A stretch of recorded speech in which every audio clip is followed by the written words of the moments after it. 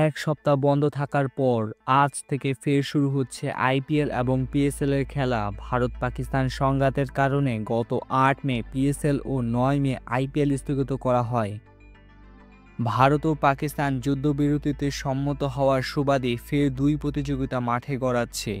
PSL এ আজ প্রথম ম্যাচে রাওয়ালপিন্ডিতে করাচি কিংসের মুখোমুখি হবে পেশোয়ার জালমি, আর আইপিএলে রয়্যাল চ্যালেঞ্জার্স বেঙ্গালুরুর মুখোমুখি হবে কলকাতা নাইট রাইডার্স। নিরাপত্তার সংজ্ঞা থেকে দুই প্রতিযোগিতার বিদেশি ক্রিকেটাররা নিজ নিজ দেশে ফিরেছিলেন, তাদের অনেকে আর ফিরছেন না। সেই সুবাদে আইপিএলে মুস্তাফিজুর রহমান ও পিএসএলের সাকিব আল হাসানের সুযোগ মিলেছে। বিসিবি তাদের খেলার ছাড়পত্রও দিয়েছে। পিএসএলের রাহুল কালান্দাসের হয়ে বাকি ম্যাচগুলো খেলতে চুক্তিবদ্ধ হয়েছেন টাইগার অলরাউন্ডার সাকিব। ইতিমধ্যে যুক্তরাষ্ট্র থেকে ইসলামাবাদের টিম হোটেলে এসে পৌঁছেছেন সাকিব। আজ বিকেলে লাহুর কালান্দাসের সঙ্গে অনুশীলন করার কথা রয়েছে তার।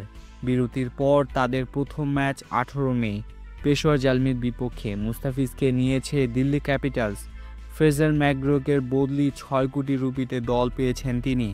তার দলের পরের ম্যাচ 18 মে গুজরাট টাইটান্সের বিপক্ষে।